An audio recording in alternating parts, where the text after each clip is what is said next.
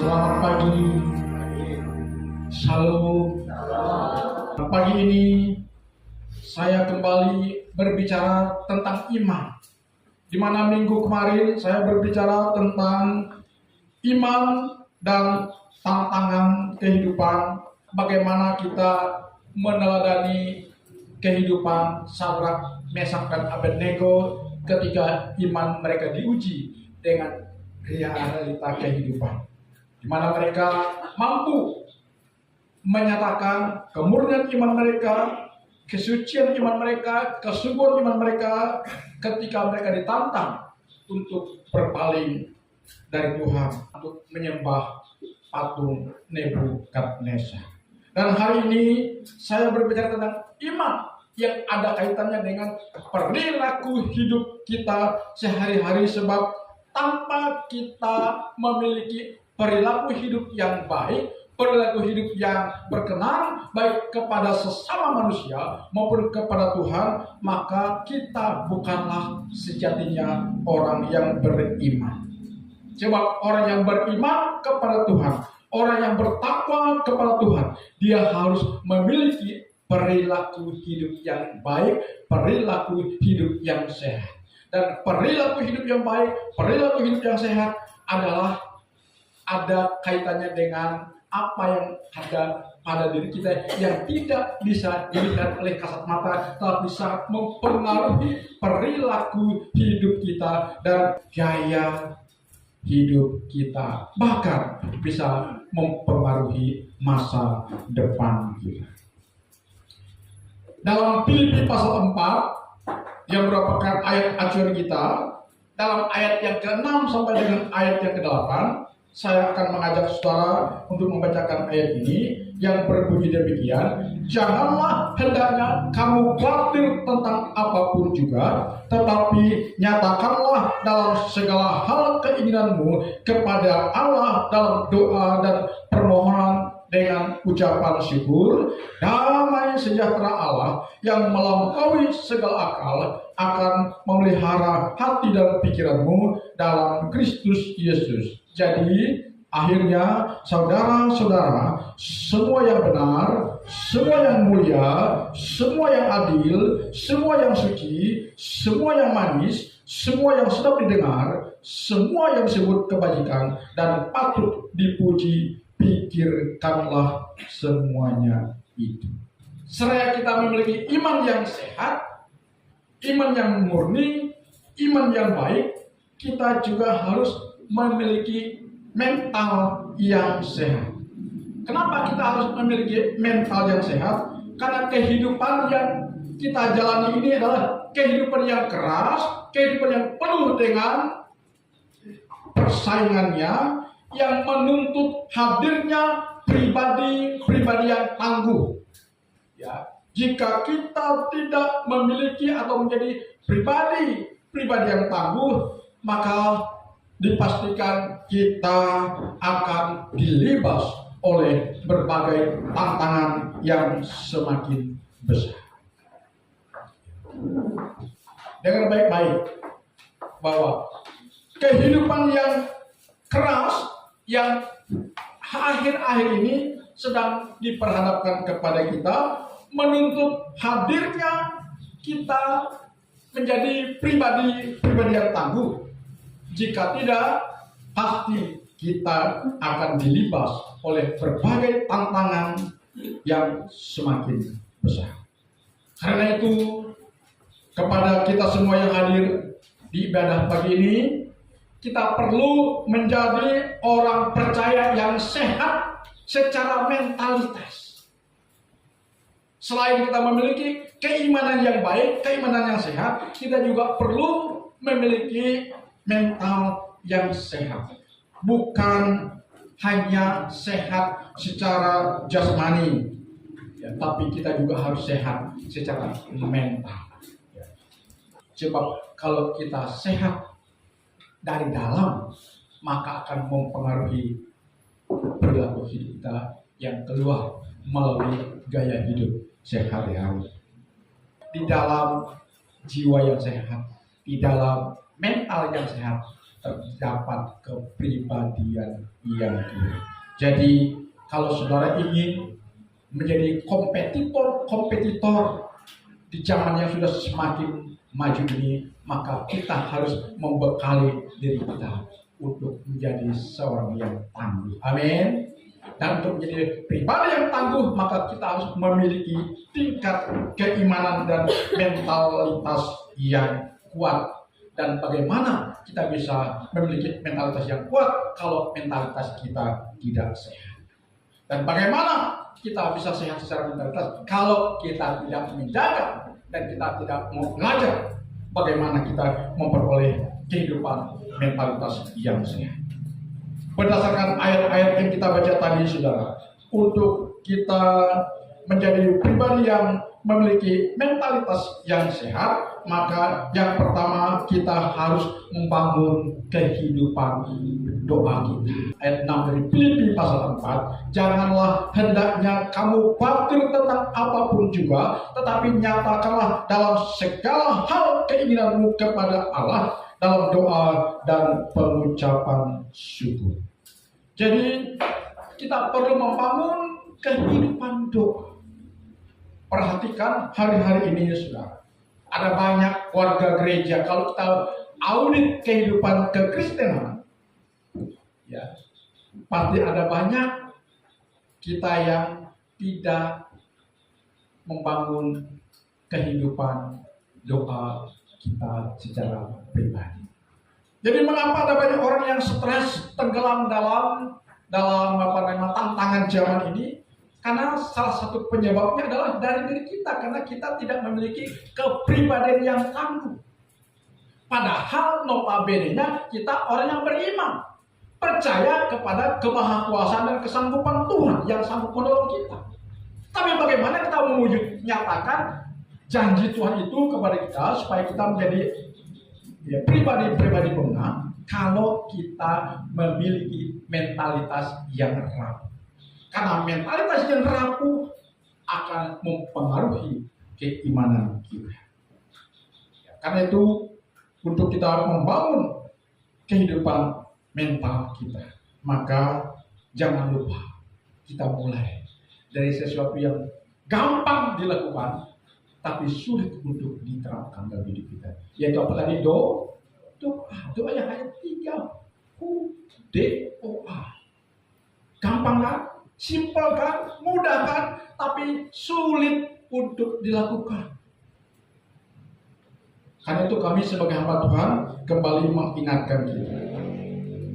Pentingnya kita membangun kehidupan doa. Karena salah satu pemicu gangguan kesehatan mental adalah kekhawatiran yang tidak diresponi dengan benar. Tadi kan firman Tuhan mengatakan, janganlah hendaknya kamu khawatir tentang apapun juga. Nyatakanlah dalam segala hal keinginanmu kepada Tuhan dalam apa? Dalam doa dan permohonan dengan ucapan syukur. Ini berbicara tentang membangun kehidupan doa. Ya. Mengapa hari-hari ini ada banyak orang khawatir? Dan kekhawatiran itulah yang bisa membawa serta teman-teman penyerta yang lain seperti ketakutan, tekanan hidup, depresi yang berkepanjangan. Awalnya kita dihantui oleh perasaan khawatir. Karena kita dihantui, dicengkrami oleh perasaan khawatir yang tanpa dasar, maka perasaan khawatir itu akan membuat teman-teman menyeret teman-teman yang lain. Yang tadi saya sudah katakan, teman-teman yang lain daripada kekhawatiran tadi adalah munculnya ketakutan, munculnya sikap paranoid atau parno, ya. Dengan munculnya rasa takut, paranoid, maka kita akan mengalami tekanan dan depresi yang berkepanjangan. Sehingga seringkali kita tidak menemukan jalan keluar. Bagaimana kita bisa keluar dari situasi hidup yang mencengkeram kita? Seperti rasa khawatir, lalu takut, tekanan hidup, depresi, sehingga kita merasakan ruang hampa menguasai hidup kita. Jadi firman Tuhan hari ini mengingatkan kita satu solusi untuk kita bebas dari kekhawatiran, rasa takut, cemas, tekanan hidup, depresi yang berkepanjangan adalah menyatakan kepada Tuhan keinginan atau kerinduan kita dalam doa dan ucapan syukur. Tidak ada cara lain. Tidak ada cara lain. Meskipun harapan yang kita mimpikan belum terwujud, tapi kita terus membawa dalam doa kita, berserah kepada Tuhan. Tuhan, memang aku merindukan ini Tuhan. Tolong aku Tuhan, berikan aku kemampuan. Caranya kita mengucap syukur kepada Tuhan kalau kita masih diberikan kekuatan, kesehatan, napas hidup, sehingga kita bisa mewujud nyatakan mimpi-mimpi kita yang perlu tercapai. Tetapi coba kalau kita punya mimpi, kita punya cita-cita, kita punya angan-angan, punya harapan, kita tidak membawanya dalam doa-doa kita kepada Tuhan, maka kita akan merasa hidup ini penuh dengan tekanan karena kita mencapainya, mengusahakannya dengan cara kita, dengan kekuatan kita, dengan kemampuan kita yang terbatas. Ingat bahwa kemampuan manusia ini sangat terbatas ada. Sepintar apapun orang, kita tetap terbatas. Karena itu, untuk kita menutupi sifat terbatas kita, agar kuasa pemberdayaan Tuhan nyata kepada kita, Dia menggunakan keterbatasan kita dengan kuat kuasanya, sehingga dari segala keterbatasan kita bisa melakukan hal-hal yang tak terbatas karena ada pertolongan Tuhan, yaitu kita menyertakan Tuhan. Bagaimana kita menyertakan Tuhan? Menyertakan hidup kita kepada Tuhan dengan permohonan doa yang tak putus-putus. Haleluya, haleluya, haleluya. Dengan arti kata, singkat cerita dari apa yang saya sampaikan tadi, bahwa kekhawatiran, ketakutan, rasa takut, depresi bisa kita singkirkan dengan doa yang penuh iman. Jadi kekhawatiran, depresi, tekanan hidup tidak bisa diusir atau ditanggung dengan doa yang meledak-ledak. Apalagi dalam KKN yang spektakuler yang kita datangkan hamba-hamba Tuhan dari luar untuk menanggulangi masalah pribadi kita yang sedang dicengkeram oleh kekhawatiran, ketakutan, depresi, dan tekanan hati. Sekalipun doa yang meledak-ledak itu tidak akan bisa menolong. Jadi tekanan, masalah, ketidaknyamanan dalam hidup kita yang menghantui hidup kita hanya bisa kita siasati dengan kita berdoa, menyerahkan hidup kita kepada Tuhan. Doa yang penuh dengan iman. Karena Petrus berkata dalam suratnya 1 Petrus pasal 5 ayat 7 berbunyi demikian, serahkanlah segala kekhawatiranmu kepada Tuhan, maka Ia yang akan memelihara kamu. Ini kata Tuhan, bukan kata saya, ya. Artinya, kalau kita sudah mempercayakan Tuhan, sudahkah kita melibatkan Tuhan dalam hidup kita? Termasuk hal-hal yang mungkin sedang hal yang sedang tidak nyaman kita hadapi. Sudahkah kita berkata, Tuhan ini di suasana hatiku, Tuhan ini di suasana hidupku, aku sedang ada dalam suasana yang tidak nyaman, Tuhan, tolong aku serahkan suasana ketidaknyamananku kepadamu, karena aku percaya janjimu di dalam 1 Petrus pasal 5 ayat 7 itu. Maka Tuhan akan menyatakan janjinya kepada kita. Haleluya, haleluya, haleluya. Karena itu hari ini mari bangun kehidupan doa kita. Katakan amin. Bangun diri kita. dengan doa-doa kita setiap hari. Ya. Ini yang pertama, bagaimana kita menjaga agar jiwa, mental, pikiran, dan batin kita tetap sehat.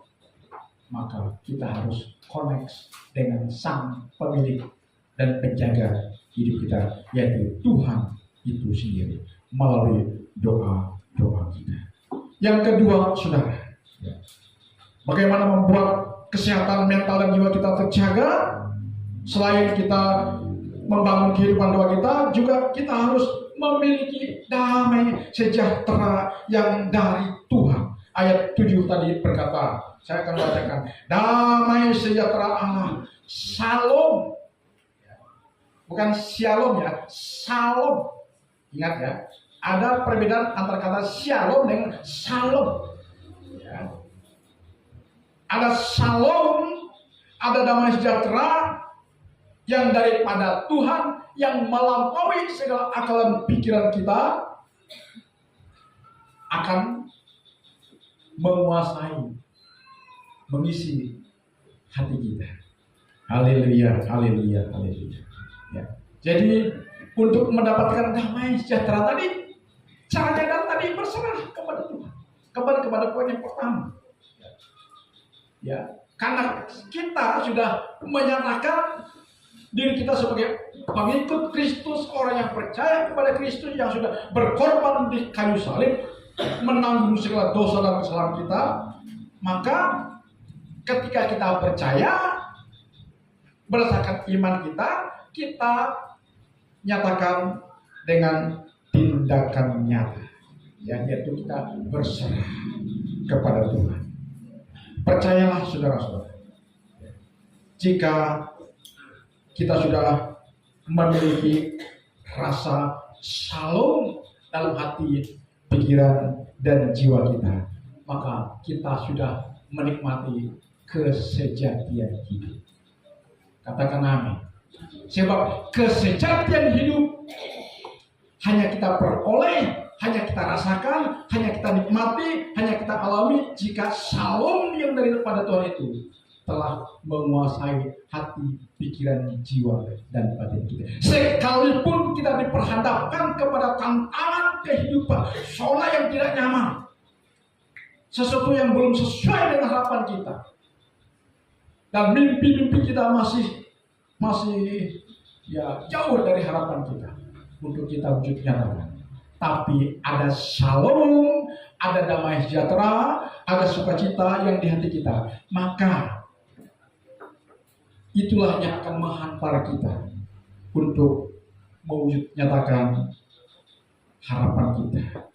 Ya, karena itu hal yang paling esensi di dalam kekristenan adalah rasa damai sejahtera. Katakan amin.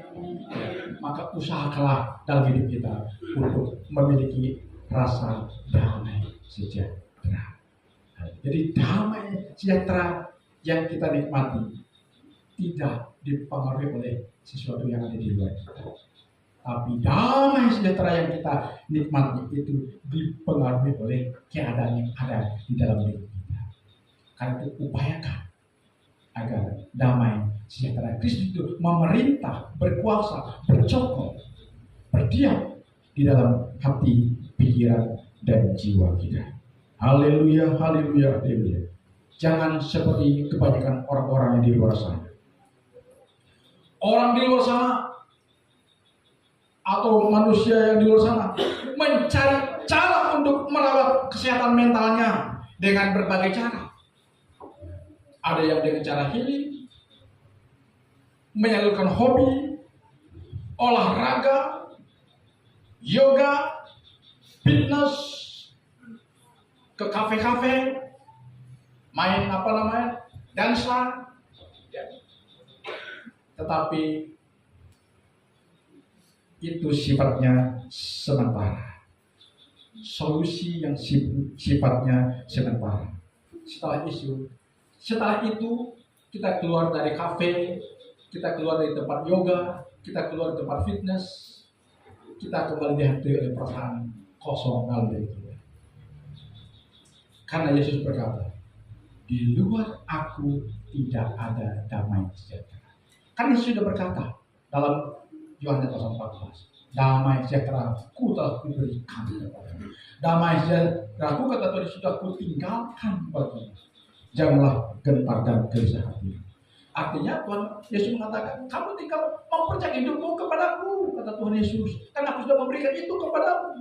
Kebutuhan pun hidup yang paling esensi sudah kuberikan kepadamu, sudah kutinggalkan bagimu. Jangan engkau coba-coba mencari sesuatu yang di luar aku, kata Tuhan. Coba di luar aku, kamu tidak akan mendapatkan sesuatu yang kamu inginkan. Itu kata Tuhan.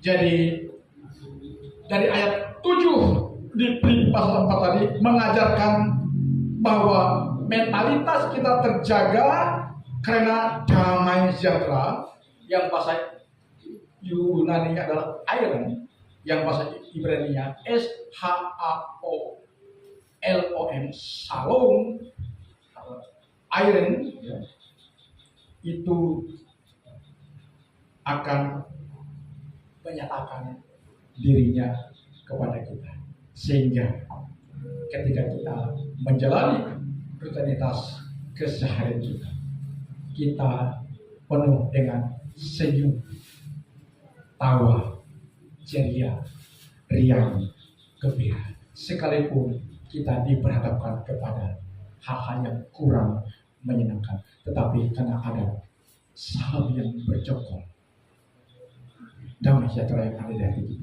kita bisa menangkal saudara-saudara. Haleluya, haleluya, haleluya.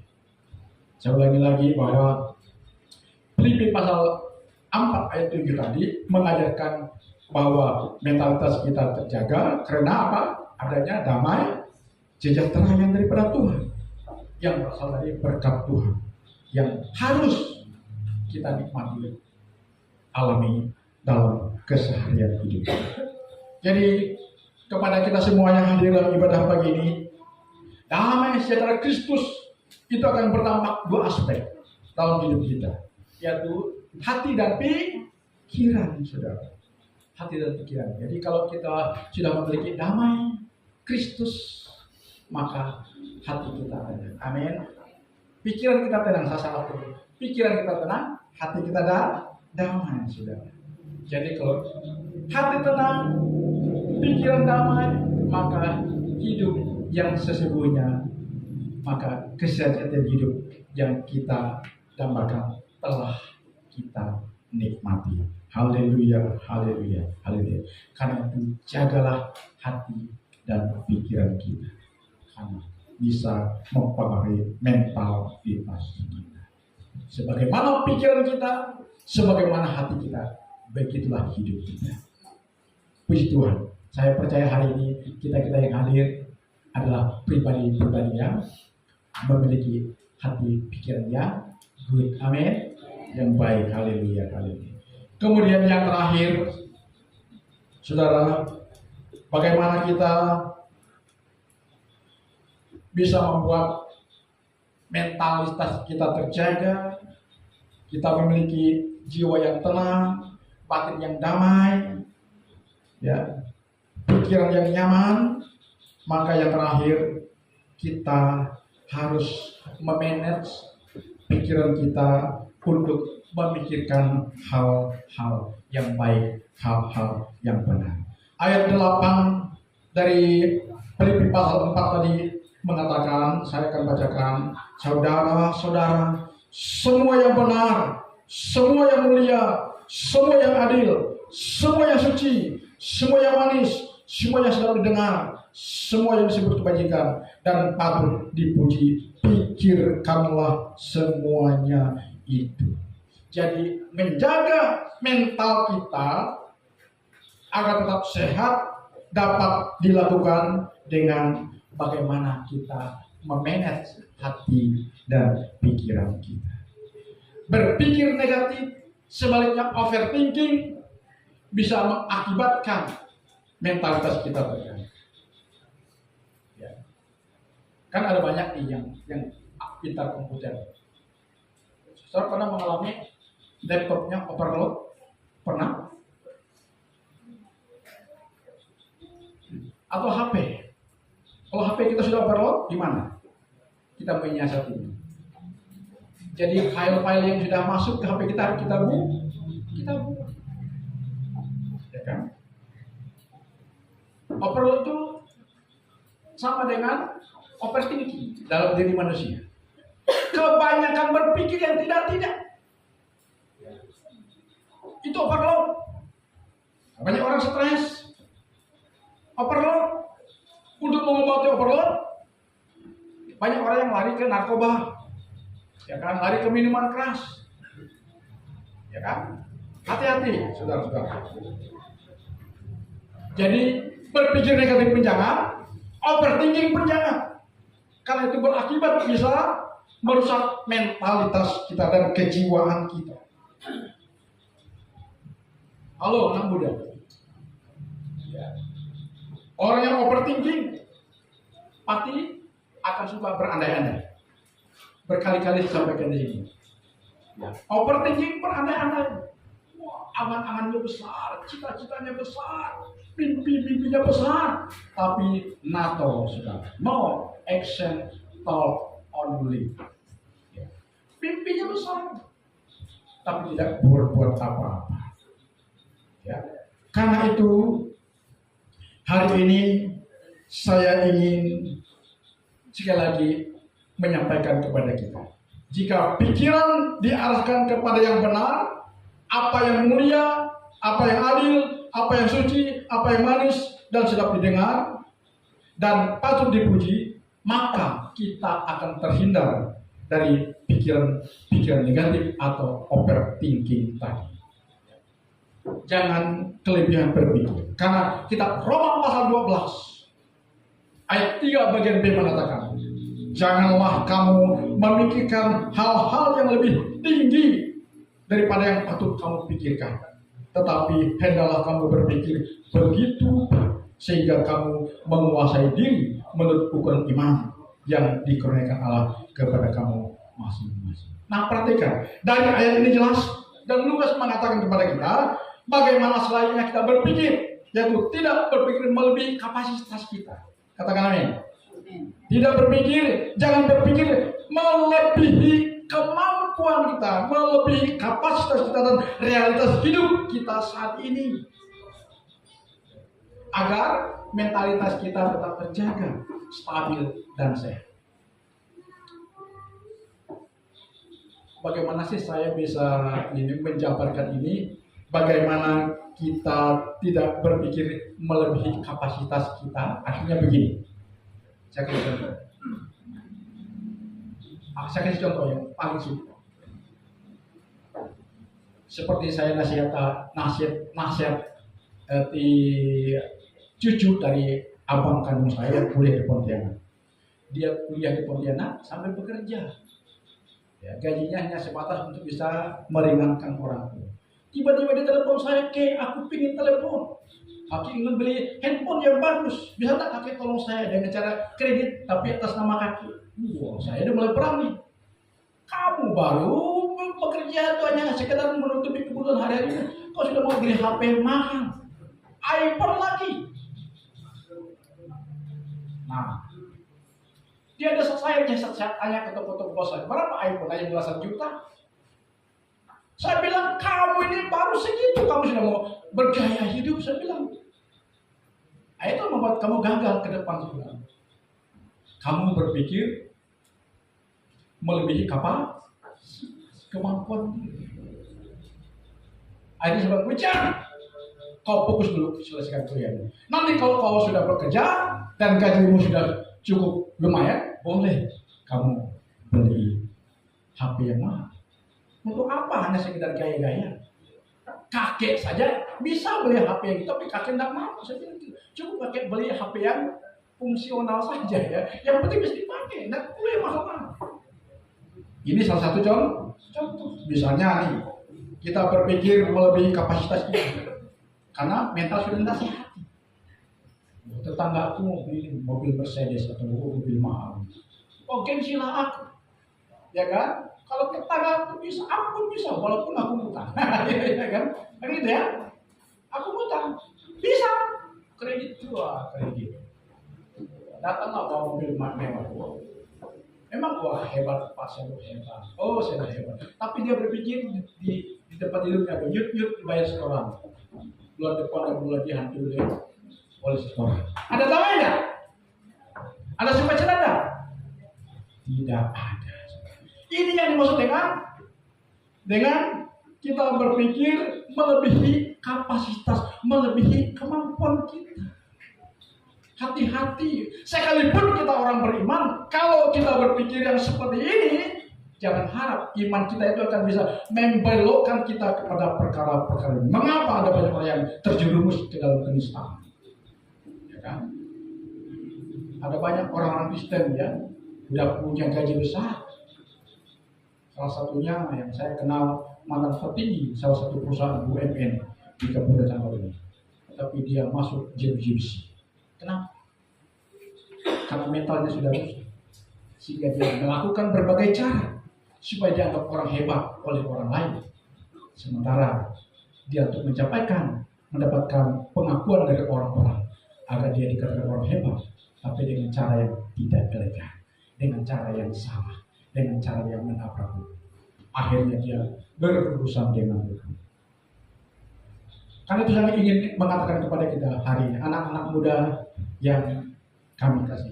Ingat ya, kita boleh memakai barang-barang branded kalau kita sudah mampu. Katakan amin. Jangan paksakan diri kita. Sebab bukan barang branded itu yang mendongkrak harkat martabat kita, tapi kualitas hidup kita. Amin. Perilaku hidup kita.